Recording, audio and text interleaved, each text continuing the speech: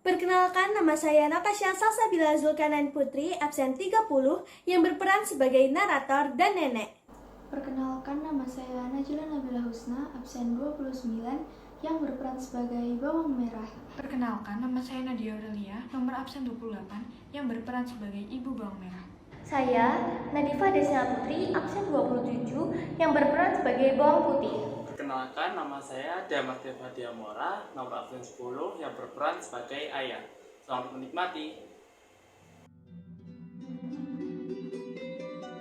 Pada zaman dahulu kala, di sebuah desa yang subur, tinggallah pedagang kaya bersama anak perempuannya yang bernama Bawang Putih dan ibunya. Mereka adalah sebuah keluarga yang hidup bahagia. Mereka bisa hidup dengan sangat rukun dan sentosa, hingga pada suatu hari, ibu Bawang Putih sakit parah, yang akhirnya meninggal dunia.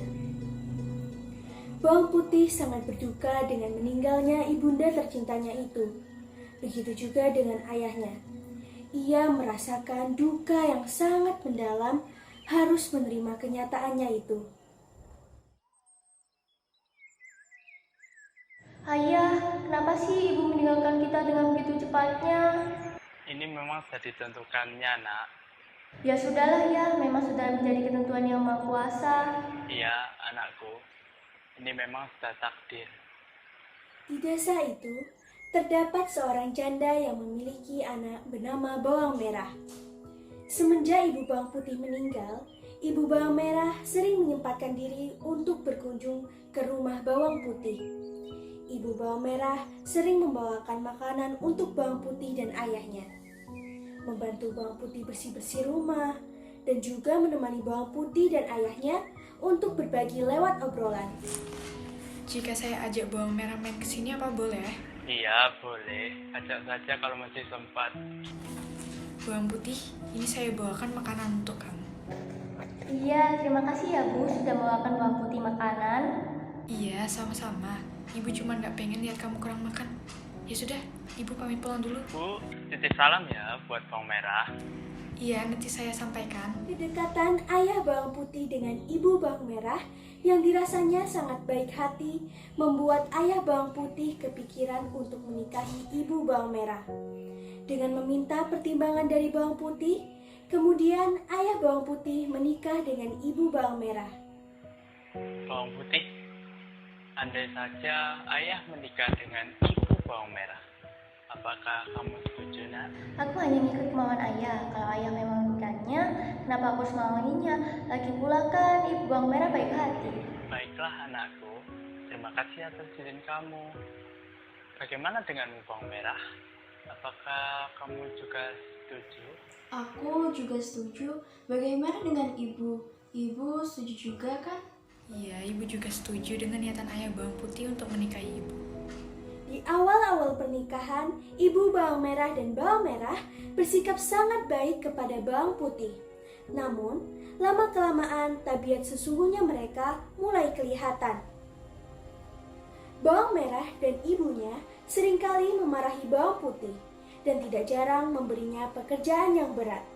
Manakala ayah Bawang Putih sedang tidak ada di rumah, karena ayah Bawang Putih sedang berdagang. Maka ayah Bawang Putih tidak tahu menahu perihal perlakuan ibu tirinya itu. Dan Bawang Putih sendiri tidak pernah menceritakan perlakuan ibu tirinya itu kepada ayahnya. Putih, kamu harus membersihkan lantai ya. Cuci piring dan semua pekerjaan rumah harus kamu bereskan. Baik Bu, akan Putih kerjakan. Heh, Putih, kamu harus beresin kamarku. Awas aja ya, sampai aku masuk ke kamar ini lagi, masih berantakan. Baik Kak, akan Putih bereskan. Pada suatu hari, ayah Bawang Putih jatuh sakit hingga kemudian meninggal dunia. Kini, Bawang Putih tidak lagi memiliki ayah dan ibu.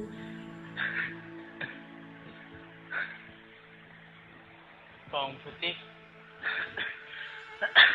sepertinya ayah sudah tidak kuat lagi. Penyakit ayah tidak bisa disembuhkan lagi. Ayah, Putih mohon sama ayah, jangan tinggalin Putih ya. Nanti Putih sama siapa lagi? Maafkan ayah, nak. Kalau kamu baik-baik saja kan, nak? Iya, Ayah. Bu, aku titip bawang putih ya. Tolong jaga bawang putih seperti anak sendiri. Iya, baik ayah. Ayah, jangan tinggalin Putih ya.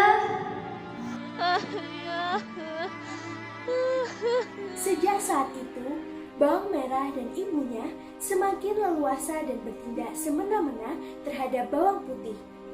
Bawang putih seperti menjadi guru bawang merah dan ibunya. Bawang putih, nanti kamu harus bangun sebelum azan subuh. Siapkan air mandi dan sarapan untuk ibu dan bawang merah. Lalu kamu langsung memberi makan pada ternak, menyiram kebun, dan cuci baju ke sungai. Oh iya, kalau udah, menyetrika baju jangan lupa. Dan membersihkan rumah ini. Paham? Paham, Bu. Meski diperlakukan seperti seorang pembantu, namun bawang putih selalu mengerjakan perintah ibu bawang merah dengan hati yang riang. Dia berharap suatu saat ibu tirinya itu bisa mencintainya seperti anak kandungnya sendiri. Pada pagi itu, seperti biasa bawang putih membawa timba berisi pakaian yang akan dicucinya di sungai. Sambil bernyanyi kecil, Putih menyusuri jalan setapak di pinggir hutan yang biasa dilaluinya. Pada hari itu, cuaca sangat cerah. Bawang Putih segera mencuci semua pakaian kotor milik ibu dan kakak tirinya yang dibawanya. Merasa terlalu keasikan, Bawang Putih tidak menyadari bahwa salah satu baju ibu tirinya hanyut terbawa arus.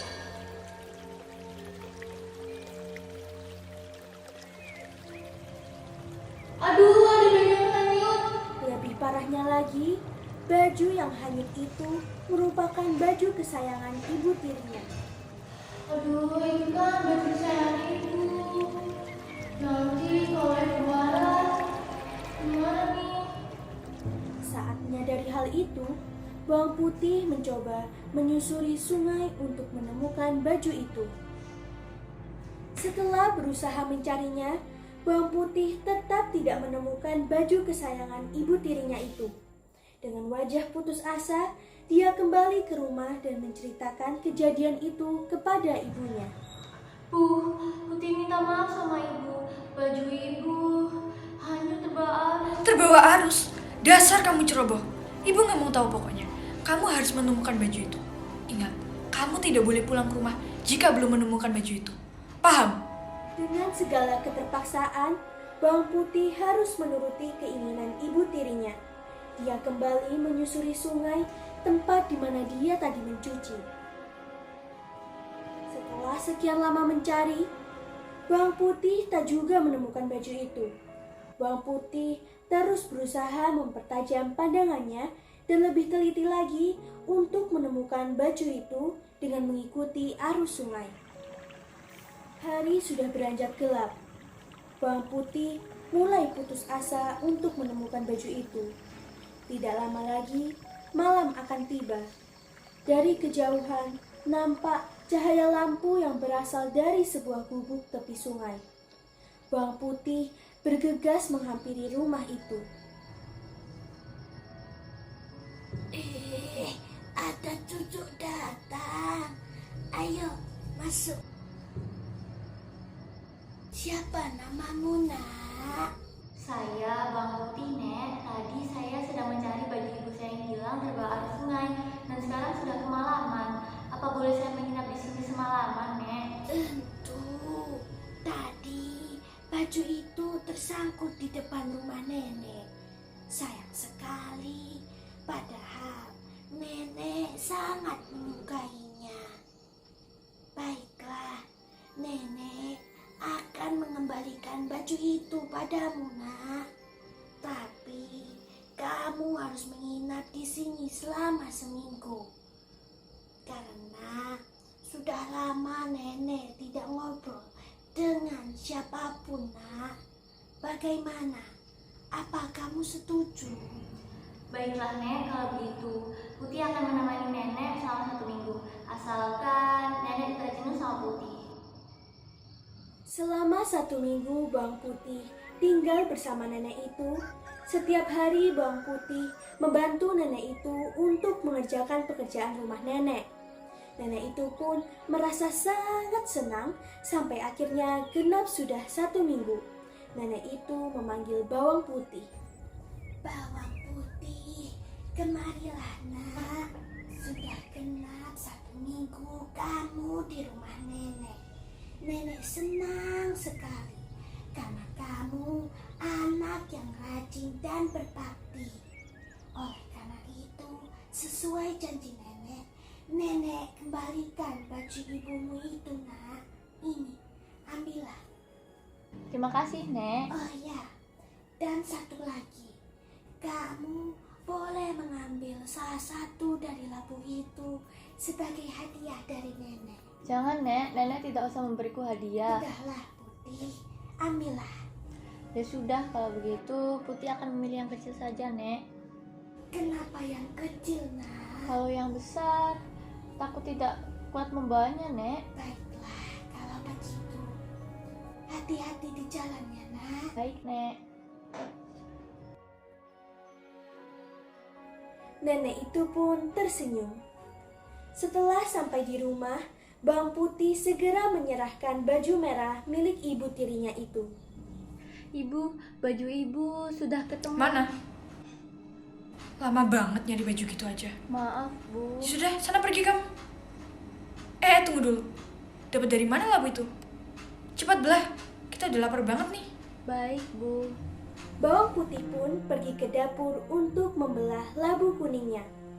Betapa terkejutnya Bawang Putih ketika labu yang terbelah itu ternyata berisi emas permata yang sangat banyak sekali. Mas Bawang permata? merah dan ibunya pun langsung aku dapat merebut emas permata. dan permata tersebut dari Bawang Putih. Kamu dapat emas dan permata sebanyak ini dari mana? Kok bisa-bisanya kamu dapat sebanyak ini? Dapat dari mana kamu, Putih? Emas itu aku dapat Dari mana? Ayo katakan. waktu sedang mencari baju ibu yang hanyut terbawa arus sungai. Karena kemalaman, aku menginap di rumah nenek yang gubuknya berada di pinggir sungai. Lalu nenek itu menyuruhku untuk menemaninya 1 minggu. Setelah itu nenek itu memberiku labu yang ternyata saat dibelah ada emas permata. Usai mendengar cerita Bawang Putih, ibu Bawang Merah pun berencana untuk melakukan hal yang sama. Tapi kali ini Bawang Merah yang melakukannya. Bawang merah, kamu harus melakukan apa yang dilakukan oleh anak malang itu. Iya, Bu. Bawang merah akan melakukannya. Ya sudah, kalau begitu besok pagi kamu pergi ke sungai ya. Baik, Bu.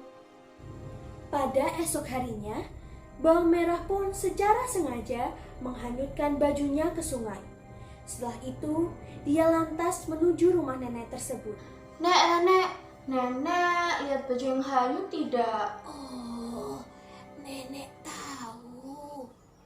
Tapi kalau kamu mau mengambil baju itu, kamu harus menginap di gubuk nenek selama 1 minggu. Bagaimana? Ya, baiklah, Nek. Selama 1 minggu lamanya, Bawang Merah selalu bermalas-malasan. Jika ada yang dikerjakan, pasti hasilnya tidak sesuai keinginan nenek itu, karena dikerjakan dengan malas-malasan. Akhirnya, setelah 1 minggu, nenek membolehkan Bawang Merah untuk pulang. Nak, kemarilah nak. Sudah 1 minggu kamu menginap di gubuk nenek. Sesuai janji nenek, nenek kembalikan baju ini, nak. Ambillah. Bukannya semestinya nenek memberiku hadiah sebagai ucapan terima kasih karena telah menemani nenek selama 1 minggu. Oh ya, nenek lupa. Kalau begitu, pilihlah salah satu dari labu itu, nak. Bawang Merah pun mengambil yang besar dan langsung meninggalkan gubuk nenek itu. Ketika sampai di rumah, Bawang Merah segera menemui ibunya dan dengan gembira memperlihatkan labu yang dibawanya. Mereka membelah labu tersebut. Namun ternyata yang keluar bukanlah emas, melainkan binatang berbisa.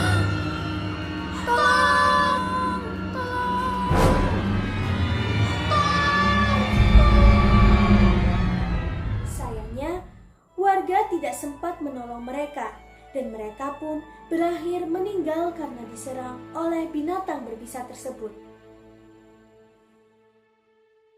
Amanat yang dapat diambil dari drama Bawang Merah dan Bawang Putih adalah kita tidak boleh serakah akan sesuatu dan harus mensyukuri apa adanya.